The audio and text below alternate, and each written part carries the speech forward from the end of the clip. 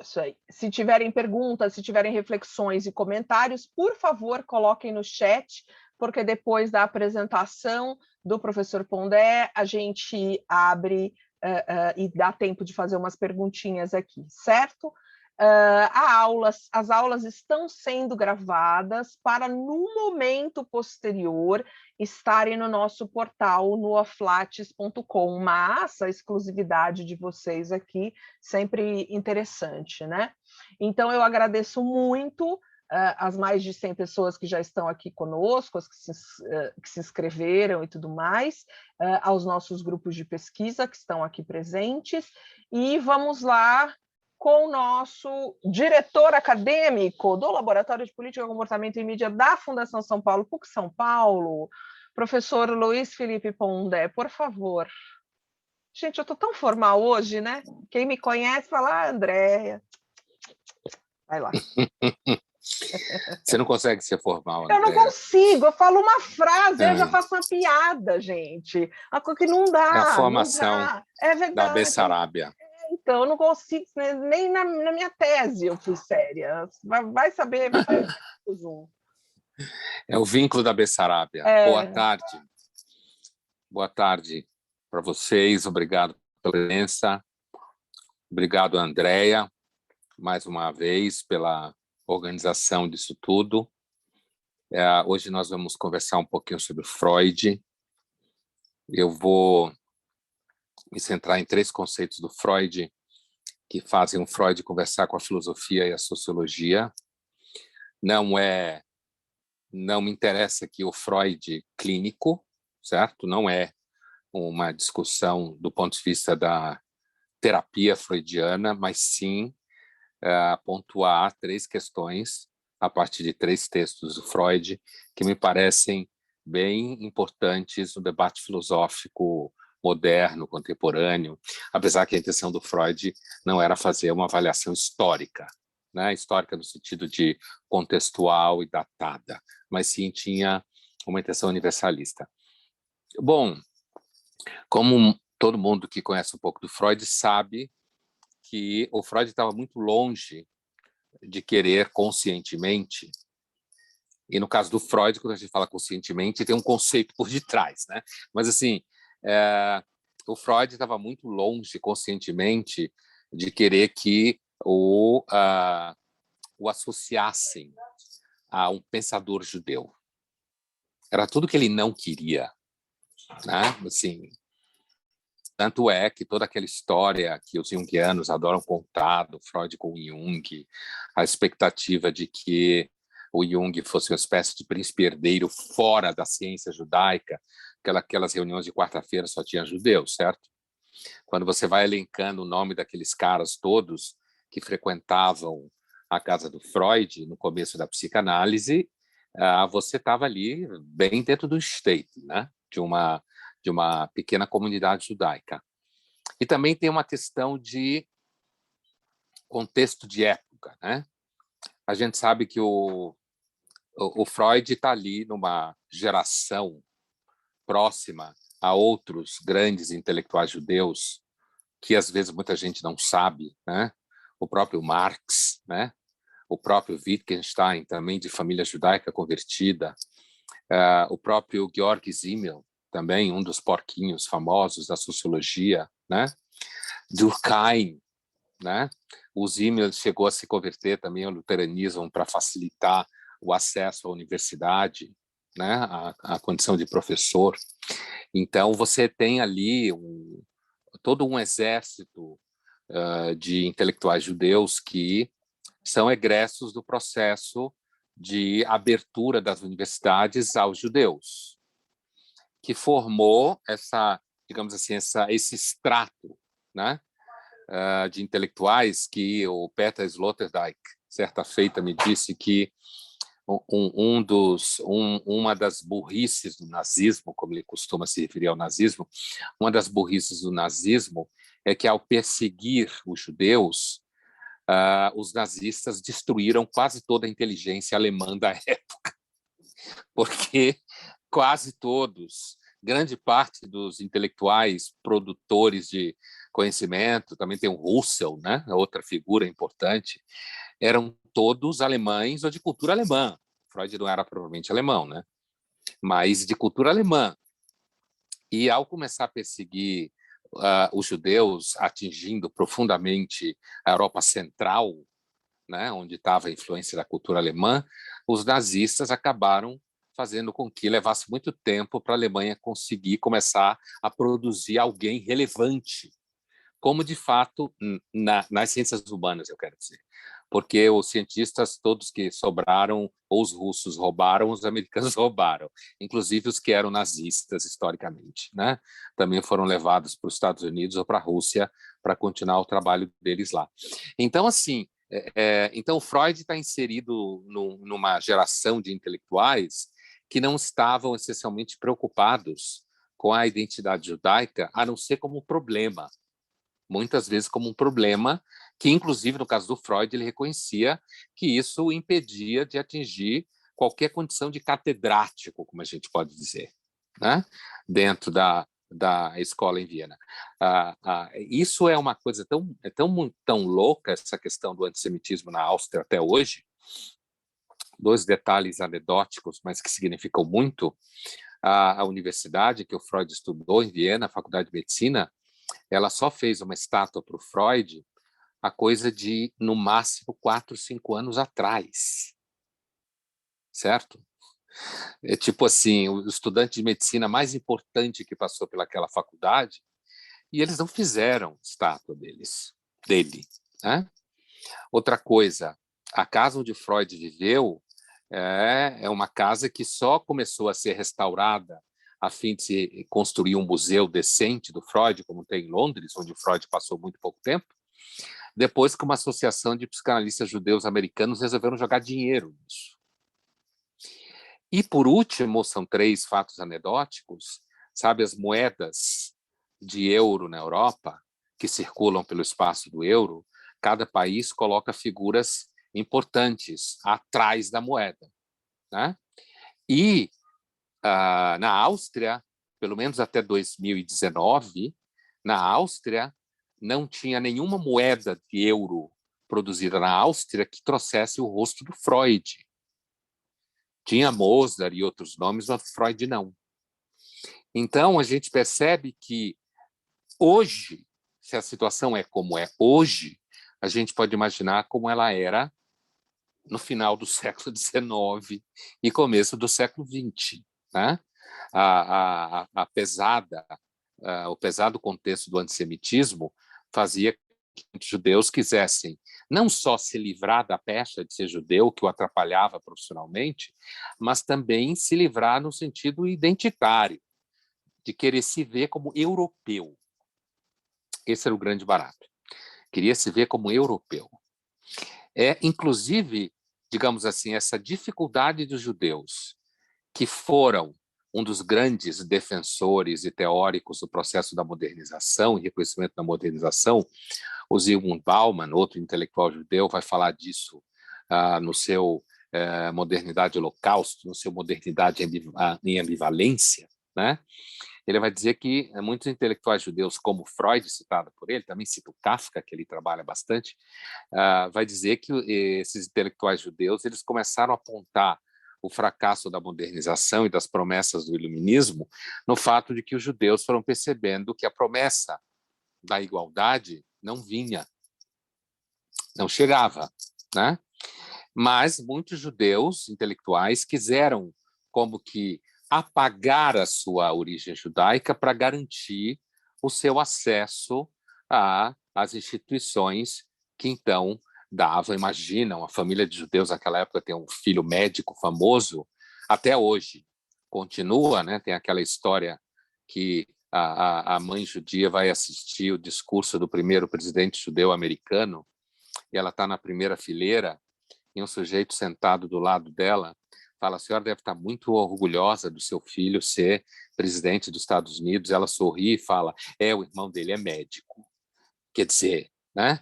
Não é comparativo nem ao presidente dos Estados Unidos para uma mãe judia ter um filho médico. Né? Bom, então, dito isso, que eu queria situar um pouco esse contexto no qual Freud vive, para mostrar que, inclusive pelas cartas dele, fica muito claro, apesar de que ele sim vinha de uma família de judeus, a mulher dele, principalmente, tinha preocupações com relação à herança judaica, e ele casou com uma judia e tudo mais. O Freud ele engrossa o exército de judeus que queriam se tornar europeus, se vestir como europeus, frequentar universidades europeias e serem aceitos dentro da Europa como um cidadão igual a todos, e não ficar repisando a identidade judaica como um valor que ele queria, de alguma forma, manter vivo, né? Pois muito bem, eu queria falar para vocês de 3 conceitos básicos que eu acho que do pensamento do Freud que o tornaram, que fizeram com que ele fosse muito além do universo da psicanálise enquanto tal, e eu diria que criaram as bases para que a psicanálise se transformasse numa cultura, né? Como fala o Mezan quando se refere ao Freud como pensador da cultura, o Freud estabeleceu bases para se pensar a cultura como um todo, para se pensar a filosofia, para dialogar com a teoria das ciências humanas, coisa que depois o Freud, quem mais fez entre os psicanalistas foi, sem dúvida, o Lacan, e que teve maior projeção nesse intento de fazer da psicanálise uma ciência humana que reflete sobre a realidade. Grande parte dos psicanalistas, inclusive da geração do Freud, acabaram não tendo esse tipo de impacto. O Jung também teve, ainda que os junguianos permaneçam mais dentro do seu próprio círculo, né? Os, digamos assim, grosso modo, os freudianos e os lacanianos conseguiram com mais sucesso romper esse ciclo fechado de uma certa capela psicanalítica de você falar sempre para os mesmos, que são da sua própria área, né? E dentro desse universo eu penso 3 conceitos que eu acho que o Freud marcou muito. Um é o conceito de pulsão de morte e todo o debate que ele vai gerar na filosofia, na própria ontologia, que o Freud, na realidade, está margeando no seu texto Além do Princípio do Prazer, e está fazendo uma espécie de ontologia, apesar que não era essa a sua intenção. O outro conceito, o conceito de desamparo na análise das religiões, né? E o outro conceito, talvez o mais famoso de todos, para fora do universo de quem conhece um pouco mais o Freud, que é o famoso conceito de mal-estar na civilização. E eu queria, no último momento, refletir um pouco com vocês em que medida o Freud, que foi e é, por muitos ainda vistos como uma espécie de desbravador, né, da alma humana, ou da vida psíquica, ou da sociedade, para muitos é objeto de tanta crítica e muitas vezes considerado alguém que estaria de alguma forma datado, né? É claro que a psicanálise como profissão e como ferramenta tem uma relação, entre aspas, medieval com o dinheiro. Os analistas têm uma relação medieval com o dinheiro, né? Você tem outras áreas da psicologia que têm uma relação muito mais comercial com o dinheiro, né? Se você pensar, por exemplo, na associação entre psiquiatria e farmacêutica, a saúde mental é um dos grandes mercados do capital no século XXI. Um dos grandes mercados. Provavelmente é o marketing e a psiquiatria, né? Provavelmente já dominam e deverão dominar cada vez mais o século XXI. E, nesse sentido, a psicanálise ela é problemática, ela é longa, ela é quase como se fosse uma ciência para cada pessoa, né? As pessoas têm uma razoável mobilidade comercial no vínculo com o analista, e é isso que eu descrevo por medieval. É uma espécie de relação comercial que não é instrumentalizada, o que normalmente é um problema no cenário de competição de mercado, onde as pessoas cada vez mais querem resultados. Agora, apesar desse vínculo, digamos, de alguma forma não comercial da psicanálise, tem um outro elemento que é a discussão da sexualidade no Freud. Eu, quando olho toda essa discussão de gênero, de múltiplos gêneros, de pessoas não binárias, de transição e todo esse universo que está tão na moda, eu imagino que o Freud deve estar lá no além, se é que existe isso, como a Andrea Kogan acha que sim, no seu grupo de pesquisa sobre encostos, né? Então, se existe o mundo do além, o Freud deve estar lá mexendo na barba e dizendo: eu avisei para vocês. Eu avisei que o tema da sexualidade era um problema, que vocês não deviam começar a achar que não era, né?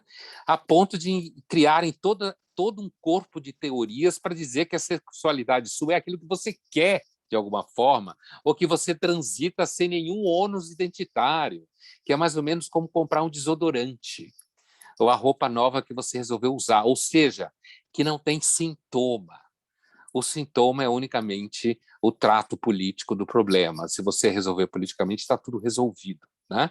Jogando fora toda a questão do mal-estar. Então, eu, ao contrário do que possa parecer, eu tenho a impressão que todo o debate ao redor da teoria de gênero atualmente, tanto aqueles que carregam ela como uma bandeira, como aqueles que têm horror a ela, é uma reafirmação de que o Freud tinha muita razão ao dizer, de alguma forma, que a sexualidade é, de alguma forma, insuportável, certo? Que a diferença sexual é, de alguma forma, algo de monstruoso, de problemático, e que a gente teria aí, talvez, reinventado uma forma de histeria, né? Não mais só corporal, mas uma histeria diretamente ligado ao uso da linguagem, né? E aos termos, à própria terminologia. Bom, começando pela religião, vamos começar pela religião, né? O Freud ele tem um impacto muito grande no entendimento da religião a partir da sua obra, incluído a própria religião judaica, que o Freud, no final da sua vida, fez uma investida, né? Como todo mundo sabe, quem conhece um pouco a obra do Freud, no Moisés e o Monoteísmo, ele faz uma investida pesada em relação à ideia do Moisés como pai estrangeiro, no Moisés e o Monoteísmo, né? A ideia de que o Moisés seria egípcio, que é uma teoria famosa que circula por aí, né? E que o Freud abraça, e ele vai ser muito acusado justamente naquele momento que os judeus estavam sofrendo uma perseguição muito grande, ele vai ser acusado de ter tido um comportamento antijudaico, guardando-se as diferenças de contexto, um pouco parecido com a acusação que fizeram a Hannah Arendt, quando ela escreveu Eichmann em Jerusalém, certo? De que ela não estava sendo judia o bastante na análise que ela, então, faz do processo de julgamento do Eichmann. O Freud também recebeu críticas nesse sentido, né, com Moisés e o monoteísmo. Mas, digamos assim, a investida do Freud contra a religião não é só uma investida contra, digamos assim, o seu judaísmo de nascimento, é contra o que ele entende que estaria na base da experiência religiosa. Veja que esse texto do Freud, essa ideia do Freud, vai constar na análise que o João Paulo II faz na sua encíclica Fides et Ratio, dos chamados pensadores da suspeita, né? Quer dizer, os pensadores da suspeita que lançam suspeita sobre uma série de coisas, inclusive sobre a experiência da fé, né? A experiência do pertencimento à religião, né? E, nesse sentido, quer dizer, quando o Freud, o Marx também vai fazer isso, é outro sujeito considerado também um pensador da suspeita, né? O Michel Foucault também, não necessariamente da mesma geração, é óbvio, Foucault já é dentro do século XX profundo, até os anos 80, o próprio Darwin também, o darwinismo, são todos, e o Nietzsche, é óbvio, né? Retirando o Foucault, esses quatro, Nietzsche, Marx, o Freud e o próprio darwinismo, são considerados os cavaleiros do ateísmo contemporâneo. Onde que está? A gente sabe que o Freud também suspeitava que a religião fosse uma espécie de neurose obsessiva, né? No sentido de que a tentativa de você ordenar o mundo a partir de ritos e rituais que coloque, de alguma forma, o mundo sob controle. E, nesse sentido, o Freud faz parte de todo um conjunto de autores que pensam a religião nessa chave, de alguma forma, de organização, de suportabilidade do mundo. É uma chave que um outro intelectual judeu importante do século XX, que morreu muito jovem, Ernest Becker, vai fazer no seu Negação da Morte, né? Já dentro do século XX, no começo dos anos 70. Bom, o que é esse desamparo, né? O Freud, quando está refletindo sobre o desamparo, apesar que ele está falando do ponto de vista da criança, né? Ele está falando do ponto de vista, digamos, que a gente pode chamar de vida psíquica ou alguma coisa assim, o Freud está fazendo um enunciado que dialoga diretamente com a ontologia. Então, é isso que eu dizia para vocês no começo, eu quis tratar de temas do pensamento do Freud que dialogam com as ciências humanas e com a filosofia fora do universo clínico. Tá? E é por isso, não só pela criação da terapia analítica ou da psicanálise como ciência, que o Freud se tornou um intelectual tão importante. Porque a pergunta, né, uma pergunta que está presente nessa conversa que a gente está tendo, é por que o Freud se tornou um dos intelectuais seguramente mais importantes do século XX e ainda tão importante no século I, né? Com Amor e Ódio, mas que permanece como uma figura fundamental. E entre os intelectuais judeus, um dos que impactaram mais o pensamento para fora, inclusive, do mundo judaico, né? Para além do mundo judaico, né? No sentido de que ele conseguiu o seu intento, mesmo que talvez depois de morto plenamente, mas ele conseguiu ser assimilado plenamente ao universo de análise do mundo, mesmo que a sua Viena, onde ele morava, não tenha conseguido engoli-lo até hoje, plenamente. A Áustria não tenha conseguido engoli-lo até hoje, o que fala muito mais da Áustria e não fala nada do Freud, especificamente. Então, a religião seria, então, um conjunto social marcado por ritos e rituais obsessivos que visam conter a angústia diante do desamparo. Né? Essa ideia do Freud, ela é uma ideia que vai ter um desdobramento bastante forte, a ponto de que mesmo muitos teólogos, assim como fizeram com Nietzsche, né, tentam de alguma forma dar um base na teoria e encontrar, digamos assim, alguma interpretação da religião que não fosse uma forma de regressão infantil.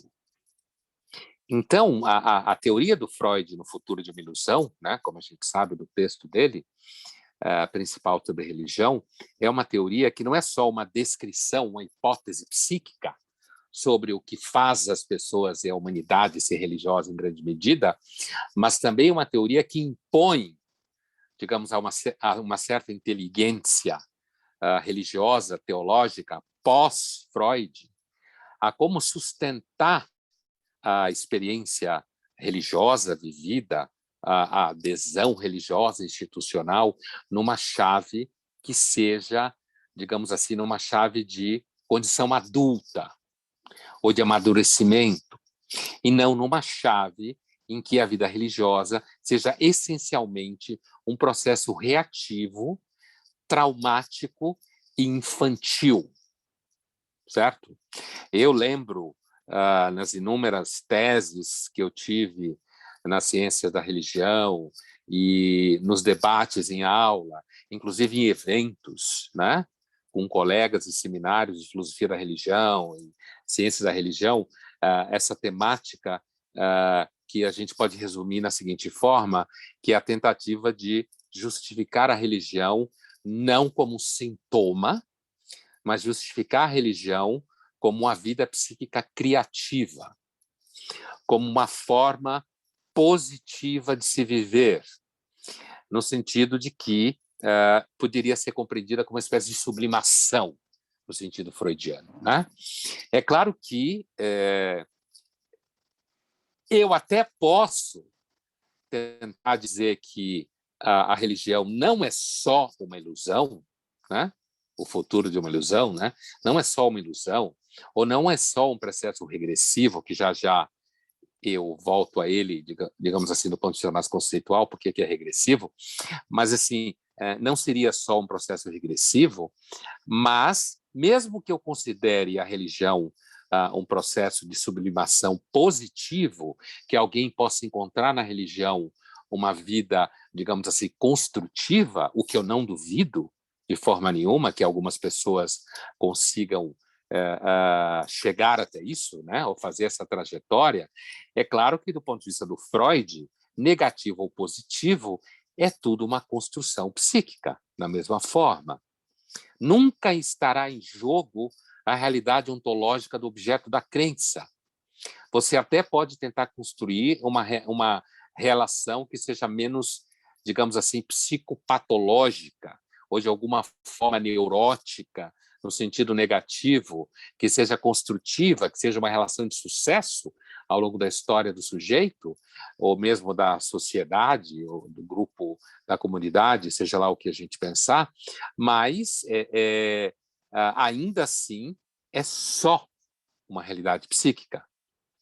Então, a hipótese do Freud é uma hipótese. Eu lembro muito das discussões na PUC entre freudianas e junguianas, e essa briga, né?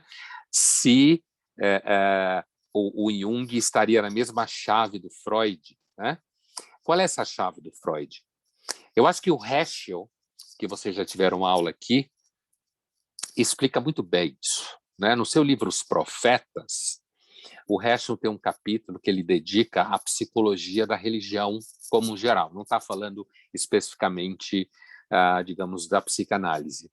E ele usa uma expressão que ele diz que o problema da psicologia da religião é que a psicologia explain away a religião. Ela, ao explicar a religião, ela dissolve a realidade da religião na estrutura ontológica do aparelho psíquico. Então, não há, como diz o Heschel nos Profetas, não há uma ruptura ontológica no entendimento que a psicologia da religião faz à religião. A religião nada mais é do que um evento dentro da vida psicológica. A religião não é alguma coisa da ordem do outro transcendente, o Heschel quer dizer. Não é uma relação com o outro transcendente, é uma relação consigo mesmo. É uma relação com níveis distintos da vida psíquica.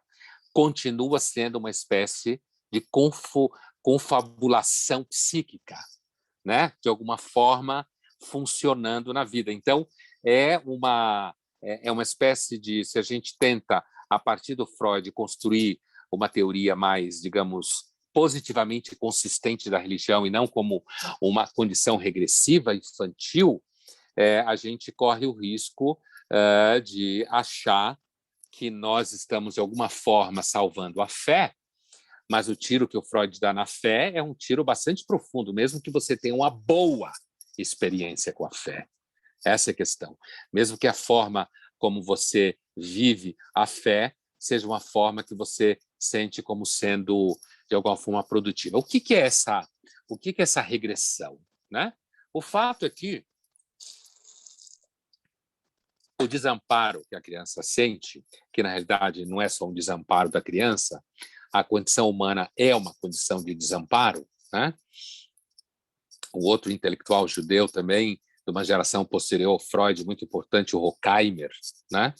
Quando ele escreve seu Eclipse da Razão, ele abre sua reflexão descrevendo a humanidade como uma raça que se arrasta pela Terra. É desse desamparo que o Freud está falando, apesar de que ele está situando esse desamparo no âmbito da experiência infantil, né? A criança sente, digamos assim, na carne, ainda que ela não tenha nem elementos para avaliar isso daí, ela sente aquilo que um outro intelectual judeu, esse vivo, que eu tive o prazer de apresentar no Labo no semestre passado, John Keats, né? Descreve um húngaro judeu radicado nos Estados Unidos, vivo ainda, já com uns 80 e poucos anos, que ele descreve como sendo a experiência da condição contingente. O Freud está falando disso. Ele está falando dessa experiência da contingência a qual a criança é lançada mesmo antes dela ter qualquer noção do que significa isso na prática. Ela tem uma noção encarnada disso.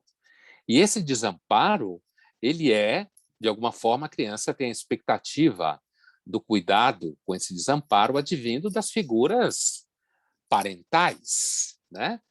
De alguma forma, das figuras parentais, ainda que as próprias figuras parentais também possam vir a ser ferramentas da experiência do desamparo, na dependência direta da forma como essas figuras parentais exercem a função parental enquanto tal, né?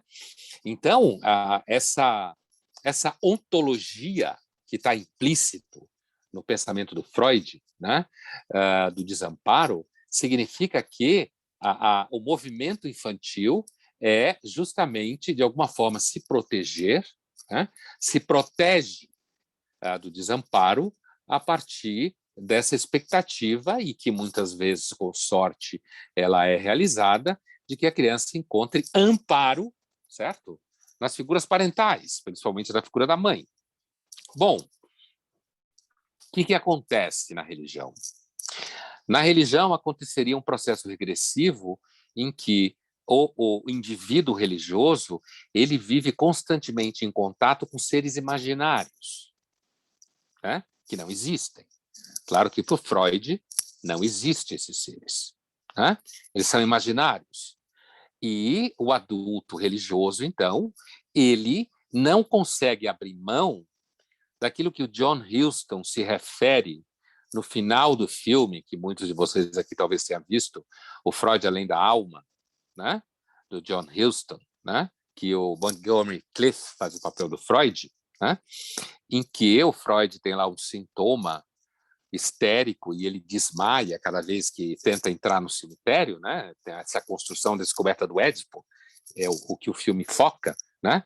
E depois de todo o processo que o Freud passa no final do filme, o Freud consegue entrar no cemitério onde o pai está enterrado. Ele tinha lá o problema, a vergonha do pai, porque o pai foi humilhado e teve o chapéu derrubado por jovens antissemitas, e o pai não reagiu, e o Freud conta que ficou com isso na cabeça como uma espécie de humilhação e de raiva do pai, que tinha a expectativa de que o pai reagisse ao comportamento desses jovens arruaceiros, antissemitas e tal. E no final das contas, o Freud, na cena final, ele entra no cemitério sem desmaiar, e a voz de John Huston, que acompanha toda o roteiro, porque o roteiro foi um problema, o Sartre fez, ficou, sei lá, com 7 horas, alguma coisa assim, e tiveram que recortar e editar, e toda uma história para fazer sentido. E o John Huston fala justamente que uma questão central do pensamento do Freud era lida com a condição de orfandade, certo? Essa condição de orfandade é evidente que não é só a orfandade do pai e da mãe. É a condição justamente do desamparo. Se o Freud foi demais, atribuindo às crianças a capacidade de uma experiência que eles não teriam aparelho conceitual para compreender, isso não me interessa aqui, e não interessa, inclusive, ao fato do Freud ter feito uma ontologia do desamparo fundamental para a filosofia, né, contemporânea. Dele ter percebido que a religião, assim como várias outras formas de busca de redenção, como a política, por exemplo, durante muito tempo, e hoje em dia, dos dois lados do rio, faz tão forte, como formas de redenção, como formas de você encontrar, de algum modo, uma existência que não seja uma resistência precarizada excessivamente pelo desamparo. A insuportabilidade dessa condição do ser humano, que é saber, de alguma forma, que ele é, de algum modo, inviável, né? É uma consciência, de algum modo, que tem uma consciência da sua inviabilidade, né? E que é interessante porque o próprio Keats, né? O John Keats, que eu citei há pouco, outro intelectual judeu, esse do século XX, completamente vivo, ele vai usar uma expressão do Harry James, que não era judeu, saúde. Ele vai usar uma expressão do Harry James, o Kicks, no seu livro Hard Questions, né, de 2019, que é, traduzindo direto do inglês, o calvário da consciência, que o Harry James usava, quer dizer, para se referir ao escândalo que é a consciência humana. E o Freud percebe isso. Apesar dele ser conhecido como o autor que colocou o inconsciente em circulação, o inconsciente esse que havia sido construído antes pelos românticos alemães e pelos idealistas como Schelling, né? A ideia de inconsciente, mas aqui você tem uma clara alusão a um certo caráter insuportável da consciência da catástrofe, como fala também o próprio Harry James. Então, esse seria o primeiro conceito que eu acho que o tratamento que o Freud dá à religião, entendendo-a como uma forma de regressão psíquica, em que o religioso regride para uma posição infantil, acreditando, então, em seres imaginários. A criança não acredita em seres imaginários, mas ela tem uma relação de muitas formas imaginária com seus pais, né? Mas em que o adulto tem uma relação com seres imaginários que, de alguma forma, vão protegê-lo da experiência do abandono e do desamparo. Assim, mais filósofo do que isso, nenhum filósofo conseguiria estabelecer de forma tão clara, ou igual, né? Mas de forma tão clara e cristalina, o vínculo entre religião e aquilo que a gente chama em filosofia de fratura ontológica, né? Essa fratura ontológica que nós carregamos em nós, e a religião, para o Freud, naquele texto, de alguma forma, não seria a melhor forma de você se relacionar, porque manteria você numa condição de dependência do imaginário e de seres imaginários e numa condição infantil. Por isso que o ditado popular diz que depois do Marx, se você é religioso, você é alguém que dá dinheiro para picareta, falar de soluções que você mesmo deveria procurar. Depois do Nietzsche, você é um covarde ressentido. E depois de Freud, você é uma espécie de regredido retardado que continua tendo a expectativa de uma salvação imaginária para essa condição. Bom, o outro conceito que eu queria abordar é o conceito de pulsão de morte, né? O conceito de pulsão de morte, ele é um conceito que está em diálogo com a hipótese de que, de alguma forma, nós carregamos dentro de nós um certo drive, como eles traduzem em inglês agora, o conceito de tribo do Freud, a pulsão autodestrutiva ou destrutiva. É também um conceito bastante pouco palatável do Freud, inclusive porque ele aloca a moral muito neste lugar, né? Lugar em que a moral goza nos torturando com o que a gente não pode fazer. O diabo do Al Pacino, no Advogado do Diabo, chegou muito perto dessa concepção de Deus, né? Naquela sequência final que ele fala com seu filho Keanu Reeves, né? De que Deus é sadist, como ele fala. Ele lhe dá desejos, mas ele proíbe que você possa realizá-los, né? Ele lhe dá vontade de tocar, mas ele não deixa tocar. Ele deixa você tocar, mas ele não deixa você gozar, enjoy, né? Então, assim, a pulsão de morte é interessante porque o Freud, apesar que ele mantém o seu dualismo, né? Ele se segura sempre numa tentativa de manter um dualismo na sua teoria pulsional, ou seja, não ser monista, como se fala em filosofia, não entender que existe um princípio só organizador, né, da vida psíquica.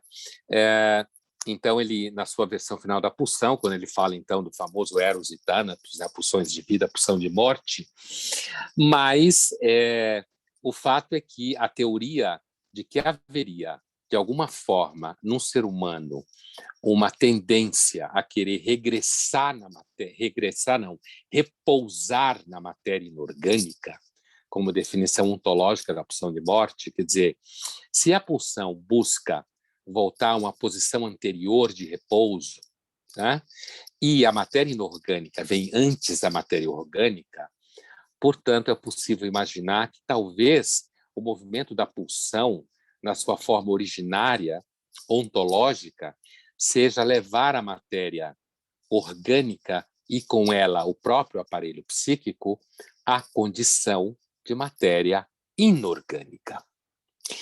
Essa ideia do Freud, de que haveria, portanto, no ser humano uma espécie de condição de terror pulsional, em que a gente tem que, de alguma forma, dar sorte o bastante para que na vida a gente não seja destruído pela própria pulsão destrutiva dentro de nós, e aí a experiência humana construiu guerras, né? Inclusive acusaram Freud de ter cunhado a pulsão de morte por conta dos traumas psicológicos que ele viu depois da Primeira Guerra Mundial, né? Que inclusive teve parentes que lutaram no exército ao lado da Alemanha, já que eles eram do Império Austro-Húngaro, né? Muitos judeus viveram essa situação, lutaram duramente a favor da Alemanha na Primeira Guerra e depois foram lançados a Auschwitz, né? Tendo combatido nos exércitos austríacos ou alemães na Primeira Guerra Mundial.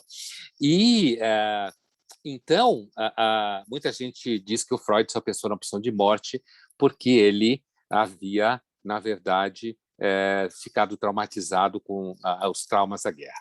Porém, o Freud, na verdade, aqui ele está perto de alguns autores que levam muito a sério a ideia de que a espécie humana seja uma espécie aterrorizada, certo?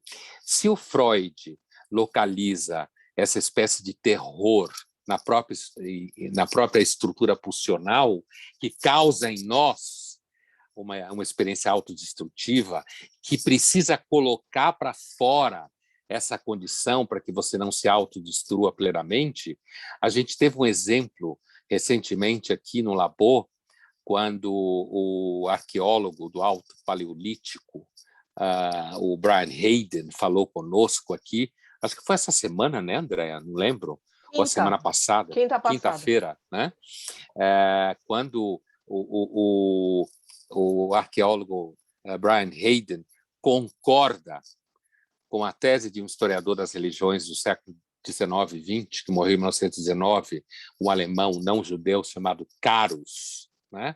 Paul Carus, que é uma tese controversa em história das religiões, que é a seguinte, que a espécie humana adorou primeiro espíritos malignos, que a ideia de deuses bons, de alguma forma, ou de um Deus bom, né?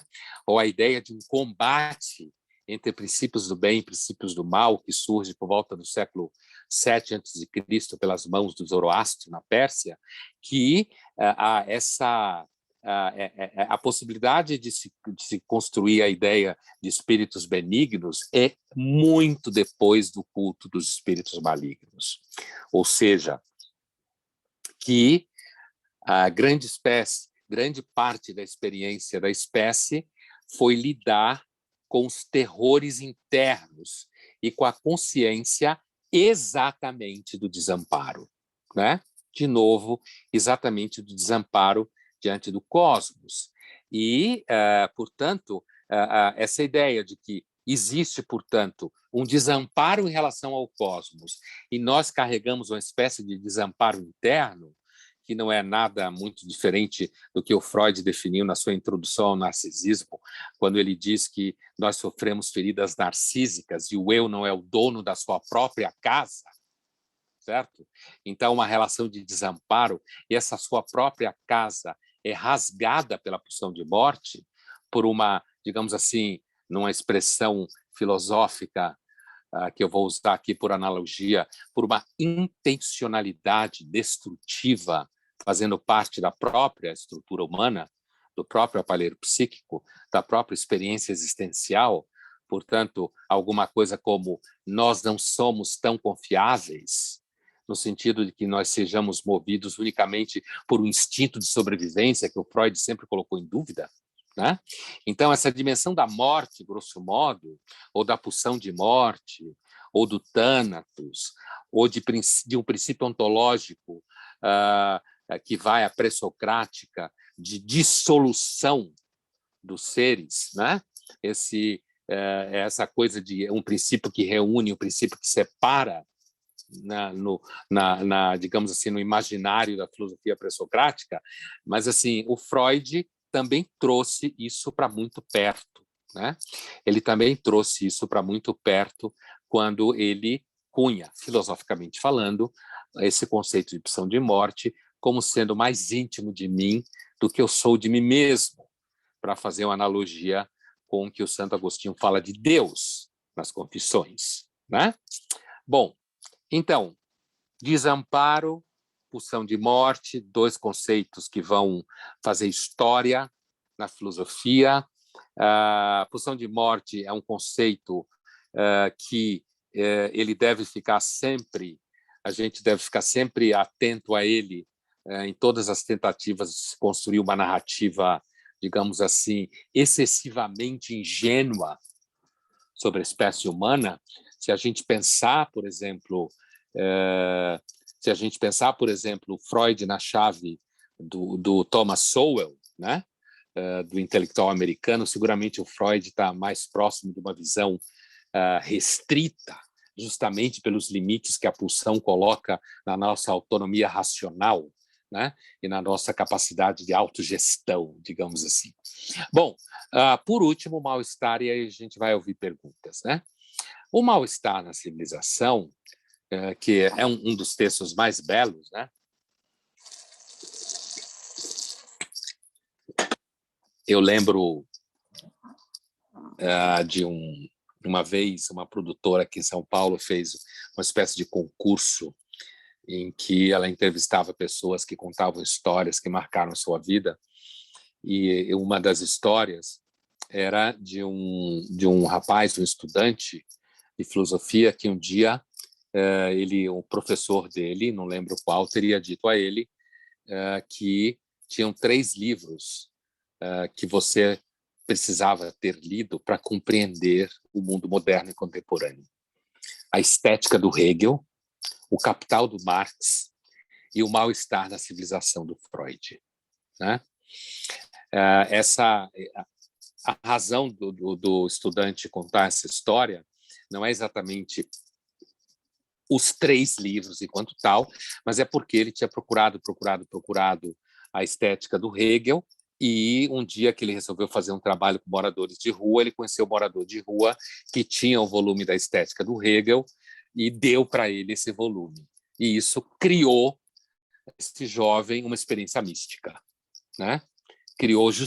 Lançou ele numa sensação de que ele estava diante do improvável, no provável, como diz o Quentin Tarantino, né? No Pulp Fiction, certo? No personagem do Samuel Jackson, né? do John Travolta, dizendo, Samuel Jackson fala que foi Deus. O Travolta diz o improvável acontecendo no meio do provável, que é o cara que atira neles e nenhuma bala pega neles, né? Mas, assim, o professor disse A Capital do Marx, Estética do Hegel e Mal-Estar na Civilização do Freud. Por que o mal-estar na civilização do Freud estaria não só nessa pequena história, que é uma história real, que o menino contou sobre si mesmo, mas por que o mal-estar na civilização estaria entre os livros ensaios, né? Mais do que um livro, de fato, entre os ensaios mais importantes para se compreender o mundo moderno e contemporâneo? Porque o mal-estar na civilização é um livro em que o Freud postula a ideia de que, por conta da repressão da libido, acabamos fazendo um acordo, entre aspas, com a vida, em que nós seremos sempre mais ou menos infelizes para ser razoavelmente, como dizia o Freud, conseguir amar razoavelmente e conseguir trabalhar razoavelmente. Né? Se a gente coloca o Freud como alguém que está pensando isso por volta de 1929, 1930, certo? No período de grande instabilidade da Europa, né, no entre guerras, né? É interessante porque assim a experiência modernizadora é uma experiência de enorme mal-estar. É claro que o Freud ele está pensando no sentido da estrutura psíquica e social. O contrato social para o Freud, porque o Basta na Civilização é um livro sobre contrato social. O contrato social para o Freud é o contrato social que implica o mal-estar. Né? Não há contrato social que produza, digamos assim, felicidade como produto necessário. Necessário no sentido filosófico, né?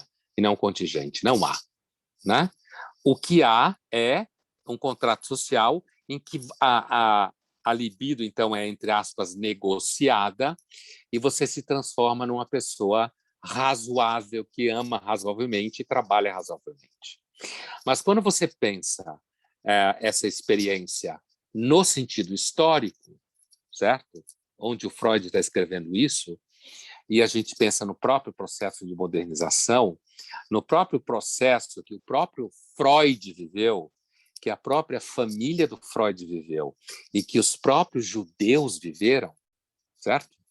Aquilo que a gente pode tomar emprestado uma expressão da antropologia e falar a modernização é um enorme desencaixe gigantesco que faz com que os últimos 300 anos tenham sido atípicos.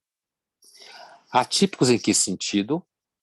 A humanidade passou milênios e milênios se arrastando pelo mundo, vivendo de forma basicamente precária, sem surplus, como fala o Brian Hayden, certo? Sem um a mais que garantisse a condição de acondicionamento de elementos essenciais para a vida, né? A humanidade se arrastou pelo planeta durante milênios e num tempo em que o tempo não passava. Quando a gente fala de história, normalmente a ideia de que a história começou, né? Cerca de 5.000 anos atrás, quando começa a ter história, alguém escrevendo alguma coisa que a gente pode dizer que isso deve ter sido escrito em tal época, e antes disso não havia história, portanto seria pré-história, portanto não tem como contar o tempo. A verdade é que mesmo que a gente conte o tempo, mesmo nos últimos 5.000 anos, ou nos últimos 2.500 anos, o tempo passou muito devagar. O tempo social não passava. Em comparação aos últimos 300 anos, em comparação aos últimos 10 anos, ele não passava. Por quê? Porque aquilo que outro pensador judeu do século XX, esse sociólogo Norbert Elias, fala no seu sobre o tempo, né? Sobre o tempo social foi acelerado, né? Muito famoso pelo seu processo civilizador, o Norbert Elias. O tempo social ele foi acelerado, né? Com a emergência da modernização. A modernização virou o mundo pelo avesso,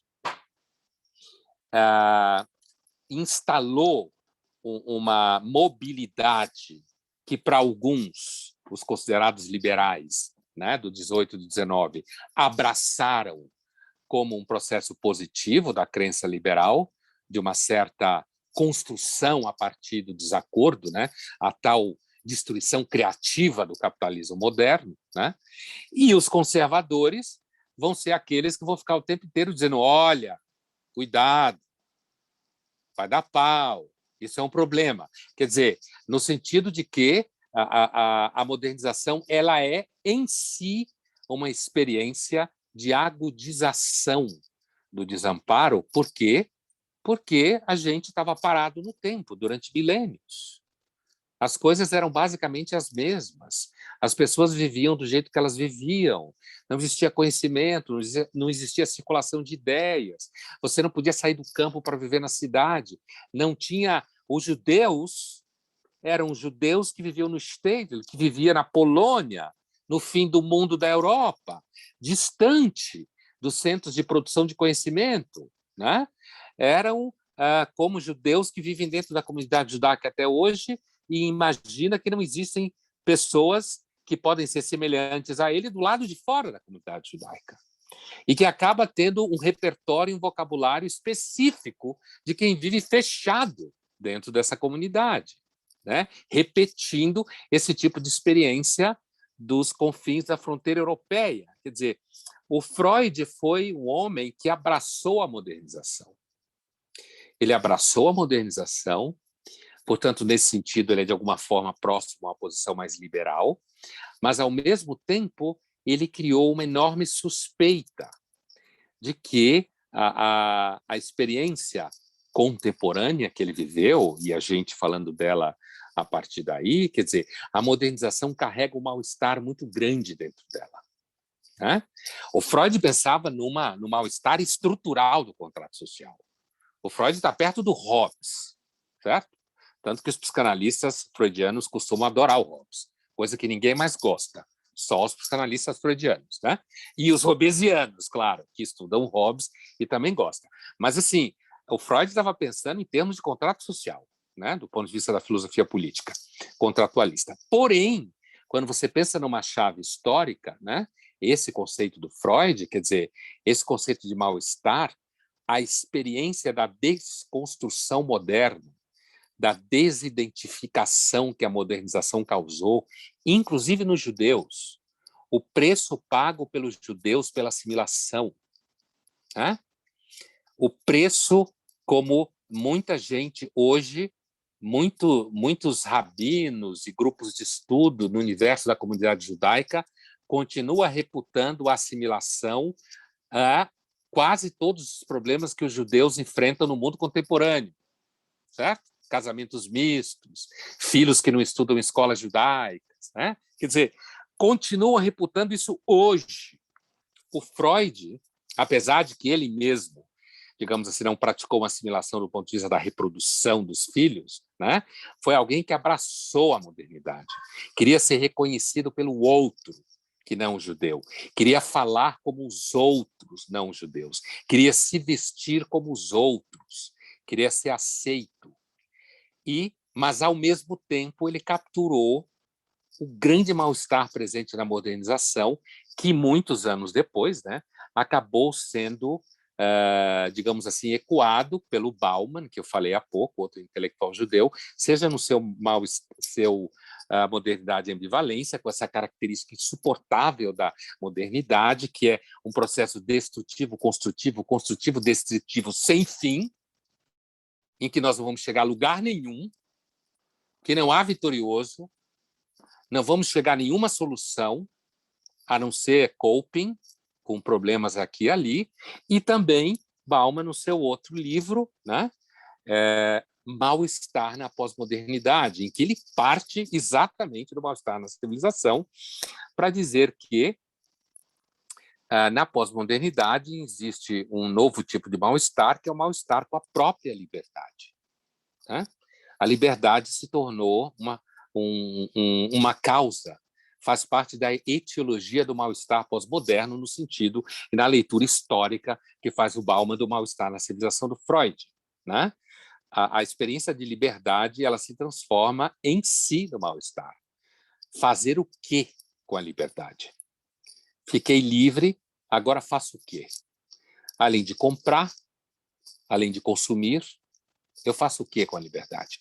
Que foi tão buscada, inclusive, por todos os grandes intelectuais, desde John Locke, passando por Stuart Mill e tantos outros, que construíram essa ideia liberal, né? Essa crença no poder criativo do capitalismo contemporâneo, da modernização, da destruição do passado, que é exatamente isso que a modernização faz, em nome de um mundo que seria provavelmente melhor do que o passado e que tem muitas coisas que a gente pode dizer, sei lá, a gente faz vacina agora mais rápido do que fazia no passado, e isso costuma ser uma coisa boa, né? Então, assim, é claro que a gente tem elementos melhores, mas é evidente que o mal-estar que o Freud descreveu, mesmo que relido pelo Bauman, ele permanece dentro da estrutura, né, do contrato social, e na era pós-moderna, dita pelo Bauman, quer dizer,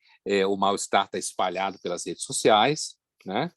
O mal-estar está espalhado pela relação que as pessoas têm com a própria alimentação, o mal-estar está espalhado pela relação com a sexualidade e a identidade, quer dizer, o mal-estar está espalhado pelas expectativas políticas, certo? Essa coisa de não, mas o que aconteceu, entre aspas, não aconteceu nada.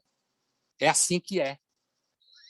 É claro que tem elementos históricos pontuais, sei lá, a eleição do Bolsonaro, não sei o quê, no caso do Brasil específico, eu quero dizer, né? Para falar um clichê. Mas não aconteceu nada, é assim que é. O mal-estar é uma estrutura que não tem como sair dela. Ela é contínua. Ela não se resolve, não vai para lugar nenhum, e, portanto, essa atitude regressiva em relação à felicidade, que o Freud fala dos Estados Unidos, inclusive, na sua época, né? Essa atitude regressiva de que você vai resolver as questões com o modelo Disney de pensar, como recentemente eu escutei alguém que fez um treinamento de resolução de problemas corporativos no modelo Disney, que se caracteriza por você inventar narrativas que produzam uma maior adesão à felicidade dentro da estrutura na qual você está, certo? O Freud seguramente gargalharia diante de uma sanção como essa e diante das tentativas da gente negociar de qualquer jeito com o mal-estar, que acabou se transformando na experiência moderna como um inimigo público número 1. O mal-estar está na política porque sempre esteve. A gente aqui, durante o tempo, alguns de nós achou que o mal-estar, que a gente resolveria o mal-estar dentro da política, o que não significa que a política não tenha função. É claro que tem. Mas a tendência a colocar a política no lugar da religião para cuidar do desamparo, em que o Freud muitas vezes é acusado de ser conservador e não se interessar por questões políticas, é porque, na realidade, do ponto de vista do Freud, com o qual eu concordo, né, sem dúvida nenhuma, o buraco é mais embaixo, literalmente. Obrigado, vamos às perguntas. Muito obrigado. Temos muitas perguntas abertas e fechadas. A gente não vai ter tempo de fazer tudo, mas vamos lá. Pondé, parafraseando Becker, nos dias de hoje, a negação é a negação do desamparo? Eu acho que é uma boa apelação, como diriam os franceses, quando falo de vinhos, né? Acho que é uma belíssima apelação, quer dizer, a negação do desamparo está em toda parte mesmo. A gente pode fazer uma analogia, né? O Becker falava da negação da morte, é claro, no livro, mas a tentativa de dizer que o desamparo não existe, que se você fizer o coach certo, você vai enfrentar o desamparo, certo? Você vai conseguir enfrentar o desamparo. O marketing também diz que o desamparo não existe. Né? É claro que é evidente que você pode fazer um comercial em que você está vendendo um aplicativo de planejamento financeiro. É claro que sim. Né? Faz parte do jogo. Agora, empacotar isso na ideia de que você terá, junto com isso, aquilo que aparece à sua volta, é exatamente aí que está a negação do desamparo. Né? Que, como se você conseguisse, acreditando em bancos que estão no seu celular, você vai conseguir sair do desamparo. Acho que sim. Em O Mal-Estar na Civilização, Freud escreveu que o pressuposto psicológico do comunismo seria uma ilusão insustentável.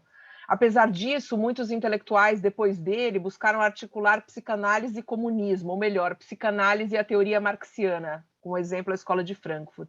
Será que Freud, se estivesse vivo, poderia vir a endossar os frankfurtianos sobre essa compatibilidade? Olha, os frankfurtianos usam Freud como ferramenta de crítica social, e acho que com bastante sucesso, né?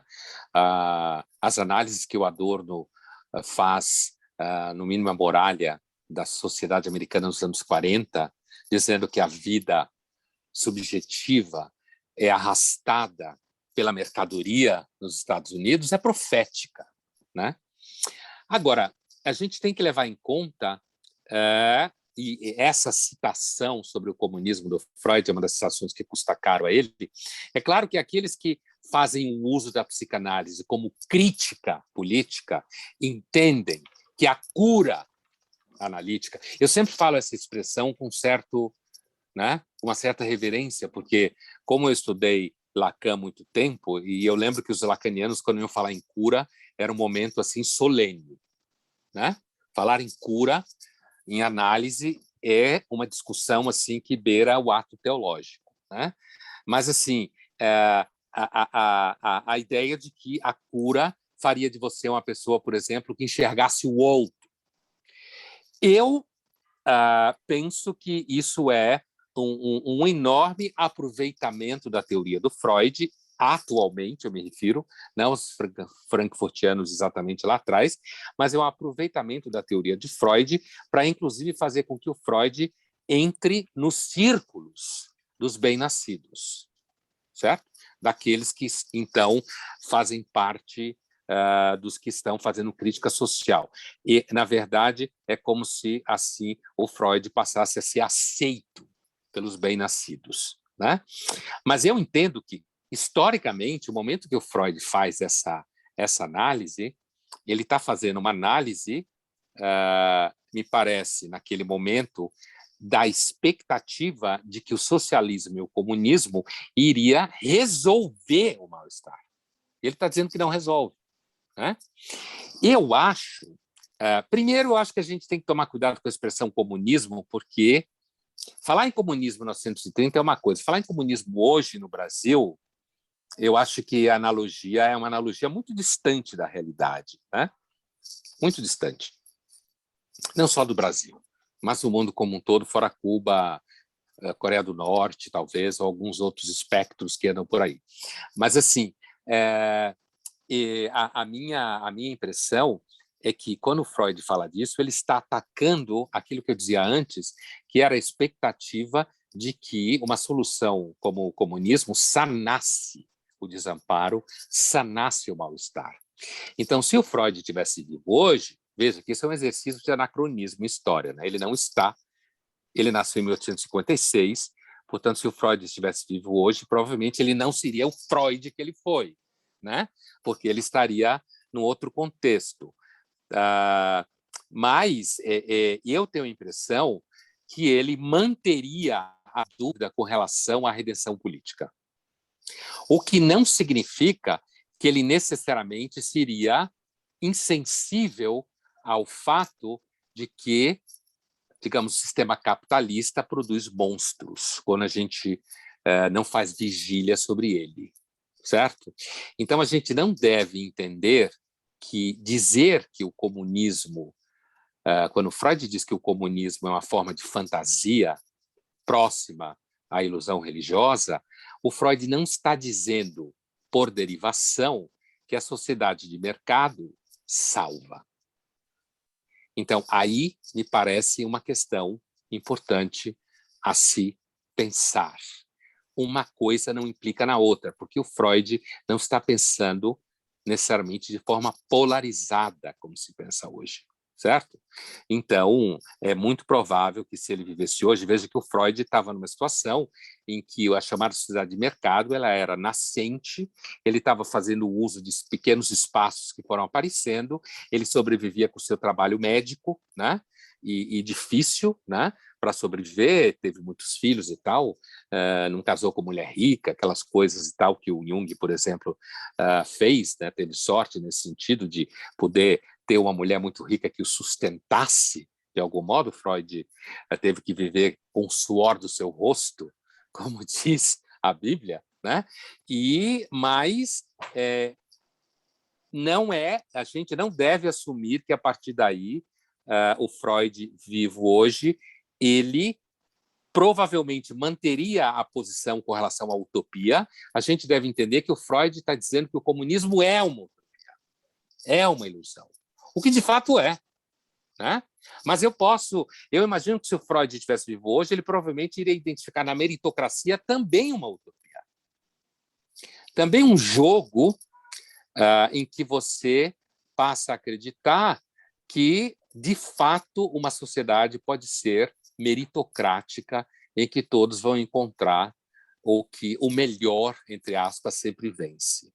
A meritocracia é tão utopia quanto a igualdade é utopia no comunismo. Pondé, você concorda com a ilação de que Freud teria extraído o conceito de pulsão de Schopenhauer?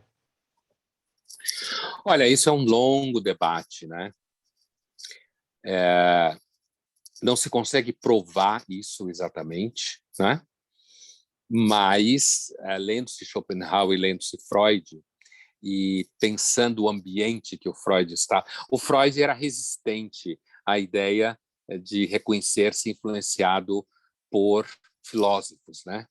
Porque ele achava que os filósofos cometiam o sumo pecado de tirar conclusões sem a base empírica da clínica. E o Freud se via como um cientista. Ele tinha, digamos assim, esse pé no positivismo. Essa metáfora do Freud de lançar luz sobre, que ele usa o tempo inteiro, lançar luz sobre o inconsciente e tal, ele se via como um cavaleiro do esclarecimento, né? Ele se via dessa forma. Então, eu tenho uma impressão que assim, não dá para provar que ele tirou do Schopenhauer, mas qualquer pessoa que conheça o Schopenhauer, o próprio Thomas Mann, certo? Num texto dele de ensaio sobre pensadores modernos, que está traduzido, se não me engano, pela Jorge Zaha no Brasil, ele elenca Schopenhauer, Nietzsche, Freud e o Wagner também, e ele descreve esses autores como sendo autores que capturaram uma noção do ser humano como doente a priori. Então, ele não diz que o Freud se inspirou no Schopenhauer, mas ele elenca os quatro como, de alguma forma, parentes. É uma ironia que o Wagner tenha sido um dos maiores antissemitas da sua época, mas todos eles muito próximos à ideia de que há uma ontologia que fala que o ser humano é doente. E o Schopenhauer foi o primeiro que escreveu isso, que fala de uma vontade louca, irracível, em que, na realidade, o ser, a ontologia, aquilo que em filosofia a gente chama, o Schopenhauer faz uma ontologia imanente, né? Não existe transcendente, o ser da realidade, ele é perverso, cruel, cego, irracível, e há claramente um parentesco nessa posição, principalmente quando a gente pensa na posição de morte. Então, apesar de que ninguém consegue pôr o dedo em cima do problema definitivamente, me parece que é bastante rico esse diálogo. Falando em filosofia, continuando essa discussão, o Ricardo faz uma questão interessante, que ele fala pensando nessas relações entre filósofos e psicanalistas, é possível fazer pontes? É possível fazer pontes. Então, ele dá o exemplo entre Sloterdijk e Winnicott. Mas entre Sloterdijk e Freud, quais pontes seriam possíveis? Olha, não entendo nada do Winnicott, não posso falar sobre Falou a com a relação pessoa do casal errada, isso aí. Ricardo. Falou com a pessoa do casal errado. Não entendo nada de Winnicott, mas entendo um pouco do Sloterdijk, né? E consigo responder com o próprio Sloterdijk, né?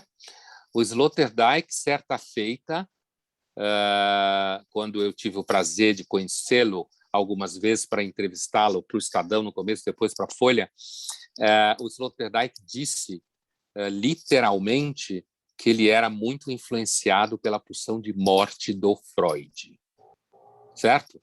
Que isso era, e quem conhece um pouco o Sloterdijk percebe isso, né?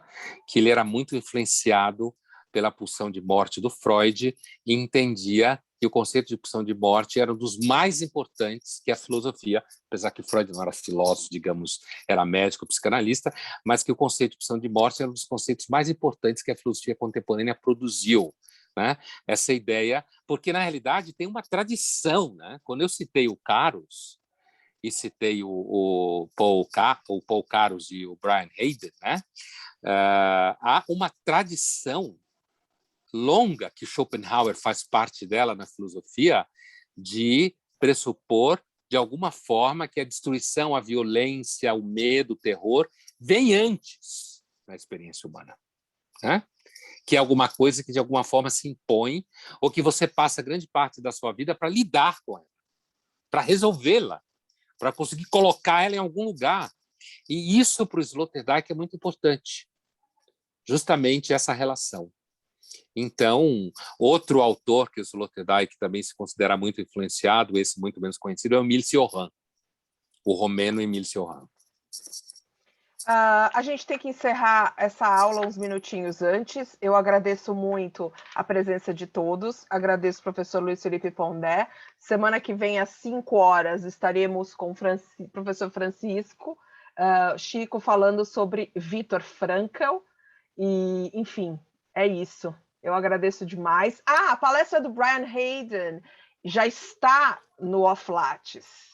Está lá, é que a gente não divulgou nas redes sociais. Imperdível.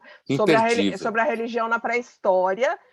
Quem esteve lá pode comprovar isso, mas já está lá, e que a gente não teve tempo ainda de fazer a postagem nas redes sociais. Mas creio que nosso Dream Team, olha como eu sou antiga falando Dream Team, Heraldo, Flavinho Heraldo já colocou ali no Off-Lattes, certo? E falando nisso, só vou dar o último recado, juro, e vou liberar todos vocês, como se vocês estivessem presos aqui comigo, que é o seguinte: nos dias 14 e 21 de setembro, antes desta aula, Carol Padovani, nossa estagiária de pós-doc, não sei porque essa aula me remeteu a esse assunto, fará um mini curso chamado Jovens e o Sexo, porque a geração Z está fazendo menos sexo. A gente já embala, né? Faz essa aula e depois faz os pensadores judeus, mas depois eu informo vocês. Obrigada, Pondé. Obrigado a vocês todos. Obrigada, obrigado, Andréa. gente. Até semana que vem. Tchau. Tchau, tchau. Até. Tchau, tchau.